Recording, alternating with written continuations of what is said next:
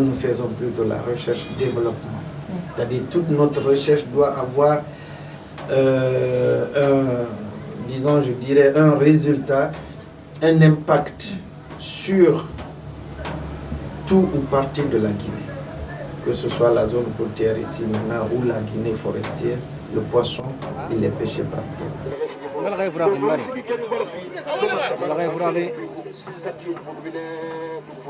Le Centre national halieutique de Kousra, c'est ainsi qu'il se nommait à l'époque. Il est né d'un paradoxe. À l'avènement de la Deuxième République, malgré ses importantes ressources naturelles, le pays dépendait en grande partie de l'étranger pour son approvisionnement en poissons. Un projet a donc été lancé, grâce à des financements français et européens, pour étudier les meilleures possibilités de développer le secteur de la pêche artisanale, à des fins d'autosuffisance nationale. Le département pêche artisanale est le département mère du CNSHB qui s'est édifié à partir d'un programme intitulé « Études des conditions de développement de la pêche artisanale en Guinée », mise en œuvre de 85 à 90. Et ce programme a permis de mettre en évidence les contraintes économiques, sociales, biologiques liées à l'activité de la pêche artisanale. Actuellement, les activités de recherche du département sont concentrées sur l'étude de la technologie des unités de pêche, l'analyse de l'accès à l'espace et à la ressource, le suivi des évolutions et tendances de la pêche artisanale, l'étude du savoir écologique des pêcheurs artisans et l'analyse des pêcheries des raies et requins en Guinée. Est-ce qu'il y a des saisons où on les voit, où ils sont plus là qu'il y a des saisons où ils s'en vont? Pour les chercheurs du CNSHB, les pêcheurs artisans sont des précieux auxiliaires dont les connaissances empiriques seront analysées et confrontées à d'autres approches scientifiques. Détenteurs d'un savoir confirmé par la pratique quotidienne, ils fournissent en effet une foule d'informations et d'observations du milieu.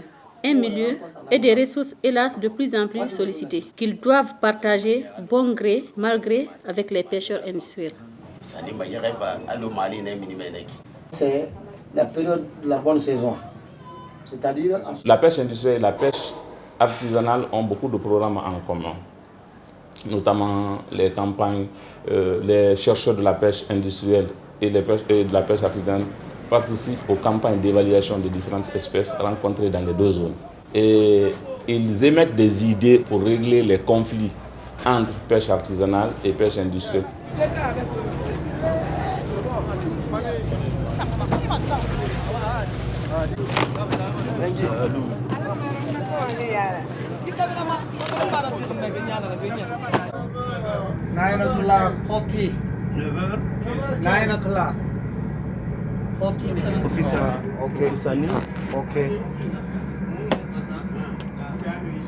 Ils ont des espèces qui se répartissent dans les deux zones économiques du plateau continental.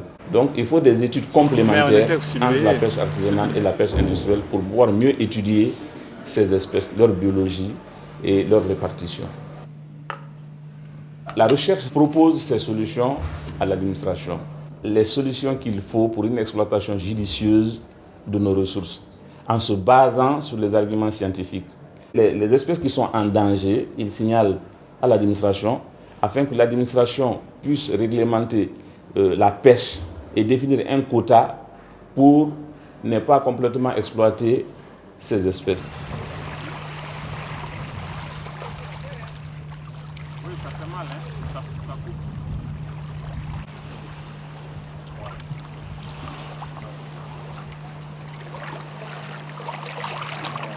Gérer les ressources halieutiques, c'est connaître les conditions de leur renouvellement. C'est pourquoi le département pêche industrielle pratique une surveillance constante à partir de prélèvements réguliers sur les zones de ponte. Les caractéristiques physiques du milieu sont prises en compte. La salinité de l'eau, sa température en surface et en profondeur, sa turbidité, c'est-à-dire sa transparence. On compte le nombre, n'est-ce pas, de... Tout est noté à chaque étape. Là, la turbidité est de 30,5 cm. 30, combien? 5 cm. 5 cm. Bon. Chaque mois, les pêcheurs viennent poser leurs filets aux mêmes endroits, soigneusement choisis. Les prélèvements, toujours de la même durée, sont répétés 4 ou 5 fois pendant la journée. Et on détermine le nombre de familles. Le nombre de familles. Et les poissons sont mis dans un sac en plastique, tout en mentionnant le numéro du prélèvement. Les pêcheurs piègent les juvéniles, les tout jeunes poissons qui sont l'objet de l'étude. Le travail des chercheurs continue au laboratoire. En 2 ans, c'est plus de 6000 juvéniles qui ont été mesurés. Donc on a 3 espèces ici. Il faut voir la clé de détermination, c'est la clé exacte. Mieux comprendre la nature pour mieux gérer ses ressources, telle est la première mission scientifique du CNSHB. 3,2.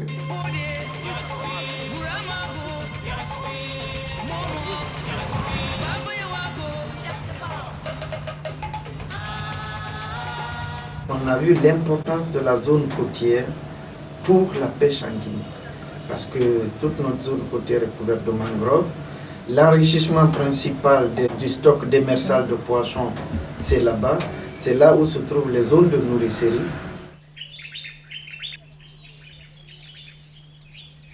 C'est dans ce milieu que les poissons se reproduisent. C'est dans ce milieu que sont élaborés l'essentiel de leur alimentation. Donc, il y a un enjeu important à le conserver si l'on doit assurer la pérennité de la reproduction et de l'alimentation des stocks de poissons sur le littoral guinéen. Ce milieu fragile est aussi densément peuplé, donc soumis à la pression de multiples activités humaines. Exploitation des forêts pour le bois d'œuvre, la fabrication du charbon ou le séchage du sel, abattage des grandes superficies pour la riziculture. À charge pour le département gestion du littoral de proposer des solutions qui concilient la recherche de revenus pour les habitants et la préservation de la mangrove, comme le programme Polder expérimental. On fait actuellement l'état des lieux. C'est d'abord un mandat d'inventaire, bien connaître cette mangrove. L'atlas infogéographique donne une image de la situation actuelle de la mangrove dont dépend la chaîne alimentaire pour la pêche. Parmi les ressources naturelles de la Basse-Guinée susceptibles d'être valorisées au bénéfice des communautés, les nombreuses espèces de poissons peuplent ces principaux fleuves. Malgré son intérêt économique et alimentaire évident, la pêche continentale reste à promouvoir dans certaines régions. Les gens s'intéressent plutôt à la pêche continentale, à la pêche maritime qu'à la pêche continentale. Donc, raison pour laquelle ce programme a été mis en place avec l'objectif principal de faire l'inventaire des espèces au niveau des grands fleuves côtiers de la Basse-Guinée. Le département scientifique, né de ce projet, travaille également au développement d'un programme national d'aquaculture et de pisciculture. En pisciculture, nous avons en perspective le développement de la riziculture extensive. Cette technique piscicole a fait ses preuves en Guinée forestière. Nous voulons maintenant vulgariser cette technique et de la Basse-Guinée.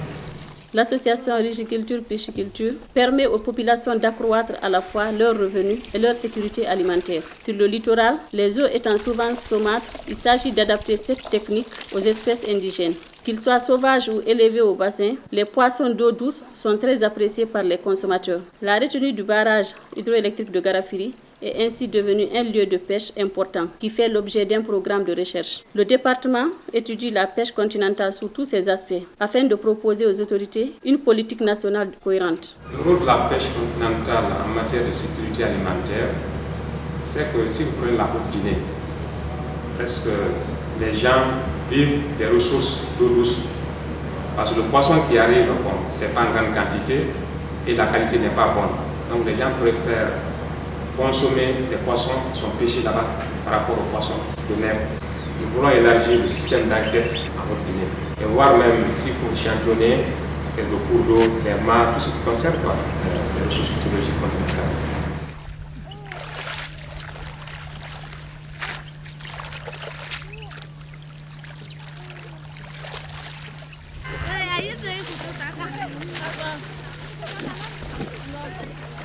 Le Centre de sciences halieutiques de Boussra emploie aujourd'hui 65 personnes, dont 32 chercheurs et techniciens. Né de la nécessité pour le pays de maîtriser sa filière pêche, il s'est structuré au fil des ans. À chaque fois qu'un projet était lancé, un nouveau département scientifique se créait pour pérenniser les recherches entreprises, la pêche artisanale, la pêche industrielle, la gestion du littoral, la pêche continentale. Le 5e et le dernier département s'est créé au fur et à mesure, à partir d'un besoin ressenti par tous. C'est la socio-économie. Jusqu'à maintenant, là, on ne connaît pas avec une précision même minimale la contribution exacte du secteur de la pêche à l'économie nationale. Parce qu'il y a différents aspects qu'il faut prendre en compte. Il faut arriver à une évaluation la plus précise possible de la valeur ajoutée dans tous les domaines d'activité de la pêche. Ces informations-là concourent à l'évaluation indirecte de la ressource halieutique via la collecte des quantités capturées et débarquées, lesquelles données sont mises en parallèle avec les données de campagne d'évaluation directe. Et l'agrégation de toutes ces données-là concourt par ailleurs à l'élaboration du plan annuel de pêche. La filière pêche en Guinée, ce sont des groupes socio-économiques d'une grande diversité, aux intérêts parfois divergents, sinon contradictoires. Quoi de commun, en effet, entre artisans, armateurs, mareyeurs, fabricants et réparateurs, industriels, transporteurs, transformateurs, si ce n'est qu'ils dépendent tous de la même matière première, le poisson? Quels sont leurs problèmes, leurs besoins prioritaires? Quel poids pèse-t-il dans cette filière? Autant d'axes de recherche pour le CNSHB. C'est une première au niveau du CNSHB. C'est un cours de réalisation. Au moment où je vous parle, les enquêtes ont commencé. Et nous avons mobilisé tous nos collègues féminins du CNSHB, qu'ils soient des départements scientifiques, du service informatique, qu'elles soient des stagiaires. L'objectif, c'est d'avoir une première information sur le niveau de consommation du poisson qu'on a créé. Outre les départements et les services, sont développés un certain nombre de projets. Le SIAP, Système d'information d'analyse sur les pêches, le FAC, dont je vais vous parler, et le projet Pêche écologique en Guinée. Donc le FAC est un projet qui est la continuité d'une longue coopération entre la coopération française, disons, et le CNSHB, qui a appuyé le centre depuis sa création.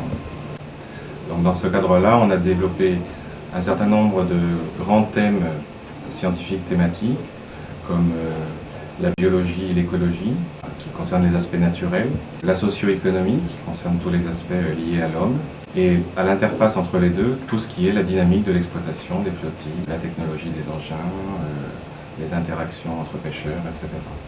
Donc dans ces grands domaines, on a développé tout un ensemble d'opérations réalisées de façon pluridisciplinaire. Donc en tout, il y a une quarantaine d'opérations disséminées dans les différents départements et rassemblées de façon unique sous l'intitulé du projet FAC2. Pour développer leurs recherches, les départements scientifiques du CNSHB ont un besoin vital de s'appuyer sur des technologies adaptées et du personnel formé en temps réel aux évolutions du matériel. La mise en réseau de tous les postes informatiques du centre et l'accès à l'Internet haut débit ont été 2 étapes décisives pour le CNSHB. Des investissements réalisés sur financement du Fonds français d'aide à la coopération. Le projet FAC, dans son démarrage, a mis en place un réseau d'ordinateurs interconnectés, ainsi qu'une liaison Internet. Le rôle du service informatique, c'est d'avoir une certaine autonomie en matière de gestion des ressources informatiques du centre. Les autres vocations, c'est de concevoir des applications pour les chercheurs et l'assistance technique au personnel. On a environ 67 postes au centre, mais compte tenu des pannes fréquentes des machines, on a une cinquantaine qui est fonctionnelle. Deuxième service, les résultats de ces travaux que nous menons doivent être valorisés, doivent être publiés, doivent être connus par la communauté scientifique, par les décideurs, par les professionnels. Et là, on a créé un service d'appui qu'on appelle le SIVA.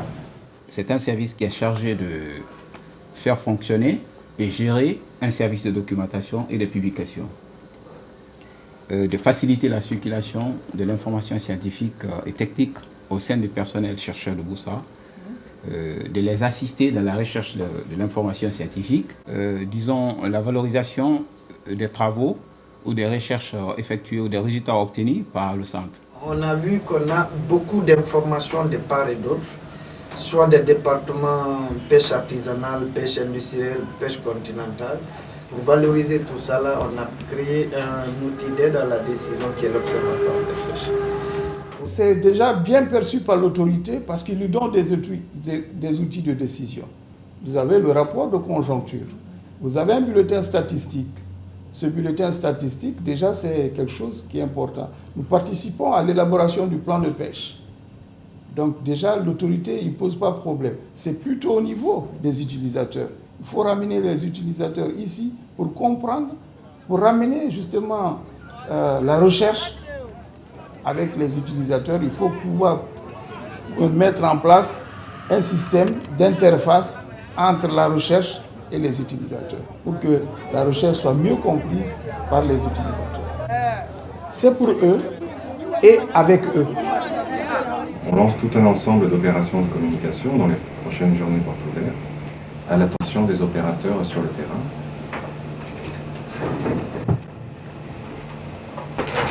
Donc l'idée c'est de traduire les résultats importants qui ont été acquis par le centre, de les traduire de la façon la plus accessible possible.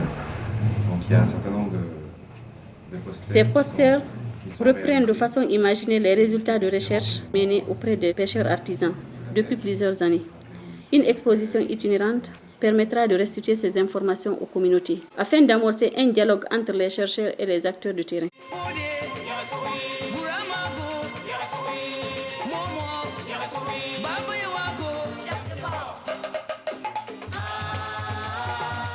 Le problème du développement durable du secteur des pêches se pose au niveau mondial, mais il se pose aussi en Guinée.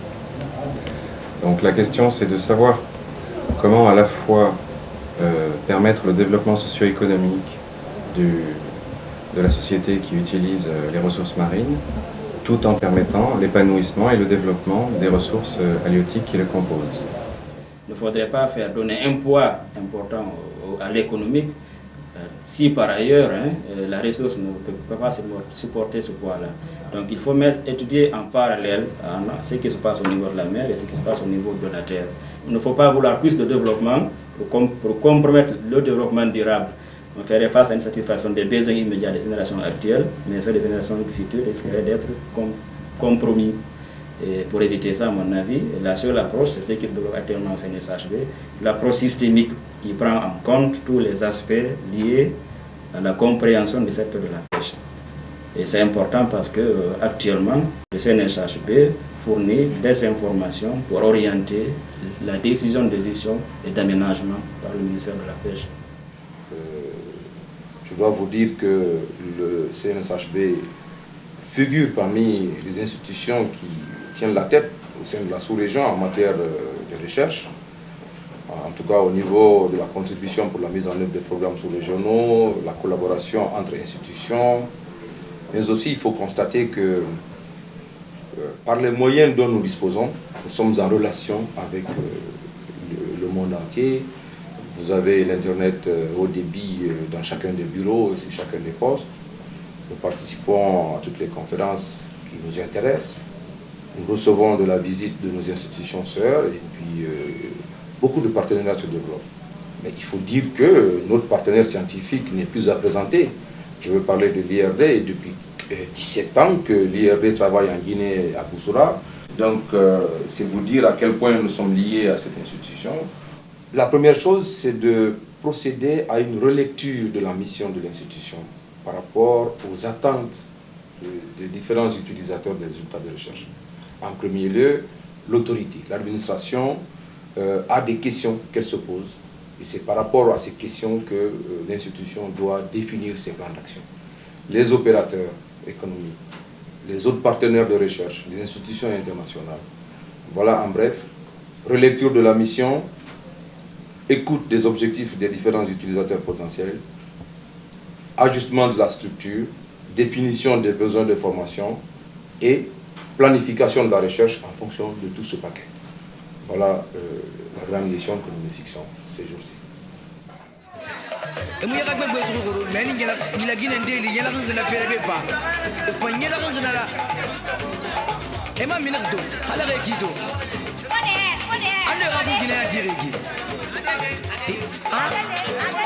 kunte ba ina ga ande bara fa ina karambe ga ku gibara ba kulu ma fure zoli kulu ma fure siga me ko imani mbal kunte ko ina e bi malanga na asu